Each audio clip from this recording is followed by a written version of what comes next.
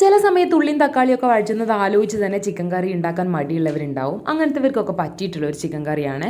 സവാള ഇല്ലാതെയും ഈ ചിക്കൻ കറി ഉണ്ടാക്കട്ടോ. പക്ഷേ ഞാനിതിലൊരു പകുതി സവാള എടുത്തിട്ടുണ്ട്. ഇല്ലെങ്കിലും എങ്ങനെ ഉണ്ടാക്കാമെന്ന് ഞാൻ പറഞ്ഞുതരാം.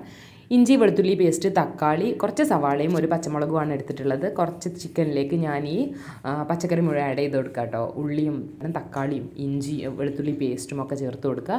പിന്നെ മസാലകൾ മഞ്ഞൾപ്പൊടി, ഒരു 1/2 ടേബിൾ സ്പൂൺ മഞ്ഞൾപ്പൊടി, 1 ടേബിൾ സ്പൂൺ മല്ലിപ്പൊടി, 1/2 ടേബിൾ സ്പൂൺ നോർമൽ മുളക് പൊടി, പിന്നെ 1 ടേബിൾ സ്പൂൺ കാശ്മീരി മുളക് പൊടി, പിന്നെ ആവശ്യത്തിന് ഉപ്പ്.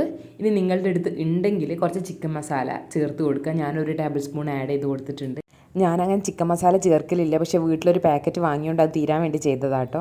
എല്ലാം കൂടെ നല്ല മിക്സ് ചെയ്തിട്ട് പിന്നെ ഇതിലേക്ക് കുറച്ച് ഗരം മസാലയും കൂടെ ചേർത്ത് കൊടുക്കണം. അപ്പോൾ ഒരു 1/4 ടേബിൾ സ്പൂൺ ഗരം മസാലയും കൂടെ ചേർത്തിട്ടുണ്ട്. എല്ലാം കൂടെ മിക്സ് ചെയ്ത് ഉപ്പൊക്കെ പാകമാണോ നോക്കിയിട്ട് കുറച്ച് വെള്ളം ചേർത്ത് കൊടുക്കുക. ഒരു 1/4 കിലോ ചിക്കനേനു കേട്ടോ ഞാൻ എടുത്തിട്ടുണ്ടായിരുന്നത്. ഫ്ലെയിം ഓൺ ആക്കിയിട്ട് നമ്മൾ അടുപ്പത്തേക്ക് വെച്ച് കൊടുക്കുകയാണ്. എന്നിട്ട് നമ്മളിതൊന്ന് അടച്ച് വെച്ച് കുക്ക് ചെയ്യുകയാണ്. ഇനി നിങ്ങളടുത്ത് ഉണ്ടെങ്കിൽ കുറച്ച് കറി ലീവ്സ് ഇതിൻ്റെ മേലെ ചേർത്ത് കൊടുക്കുക. അപ്പോൾ ഞാൻ കുറച്ച് കറിവേപ്പില ഉണ്ടെന്ന് കണ്ടപ്പം അതിൻ്റെ മേലേക്ക് ചേർത്ത് കൊടുത്തിട്ടുള്ളതാട്ടോ. അപ്പോൾ നമ്മളെ കറിയൊക്കെ ഒന്ന് നല്ലോണം തിളച്ച് വന്നിട്ടുണ്ട്. ഇതൊരു 15 മിനിറ്റ് ഒക്കെ തിളച്ചാൽ തന്നെ ഇതിൽ ചിക്കനൊക്കെ നല്ല വെന്ത് തക്കാളിയും ഉള്ളിയൊക്കെ ഉടഞ്ഞ് വന്നിട്ടുണ്ടാവും കേട്ടോ. പിന്നെ നിങ്ങൾക്ക് എത്ര തിക്നെസ് വേണോ അതിനനുസരിച്ച് വെള്ളം വറ്റിക്കുക. ഇനി കറിയിലേക്ക് ഒരു പ്രത്യേക ടേസ്റ്റിനും മണത്തിനും വേണ്ടി നമ്മൾ ഒരു പച്ചമുളക് കീറിയത് ഈ സമയത്ത് ഒന്ന് ഇട്ട് കൊടുക്കുക കേട്ടോ. നമ്മൾ ഇറക്കി വെക്കുന്നതിൻ്റെ ഒരു 2-3 മിനിറ്റ് മുന്നായിട്ട്. പിന്നെ ഞാനൊരു 5 മിനിറ്റ് ഇത് തിളപ്പിച്ചിട്ടുണ്ട്. അപ്പം കറി എനിക്ക് വേണ്ടത്ര തിക്നെസ് ഒക്കെ ആയിട്ടുണ്ട്.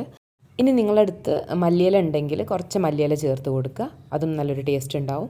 പിന്നെ ആദ്യത്തിൽ കറി ഉണ്ടാക്കുമ്പോൾ സവാള ചേർക്കാത്തവരാണെന്നുണ്ടെങ്കിൽ ഈ സമയത്ത് ഒരു നുള്ള് പഞ്ചസാര ചേർത്ത് കൊടുക്കുക. അതായത് ഒരു 1/2 ടീസ്പൂണിലും താഴെ മതി കേട്ടോ. സവാള ഒക്കെ ഇട്ടിട്ടാണ് കറി ഉണ്ടാക്കിയെന്നുണ്ടെങ്കിൽ നിങ്ങൾ പിന്നെ പഞ്ചസാര ചേർക്കേണ്ട ആവശ്യമില്ല കേട്ടോ. അപ്പോൾ 20 മിനിറ്റിൽ നമ്മളെ ചിക്കൻ കറി റെഡി ആയിട്ടുണ്ട്. ഇതിന് പറ്റിയ 15 മിനിറ്റ് കൊണ്ട് കുക്കറിൽ ഉണ്ടാക്കാൻ പറ്റുന്ന നെയ്ച്ചോറിൻ്റെ റെസിപ്പിയും ഞാൻ മുന്നേ അപ്ലോഡ് ചെയ്തിട്ടുണ്ട്. അതും കൂടെ കാണാൻ മറക്കരുതേ.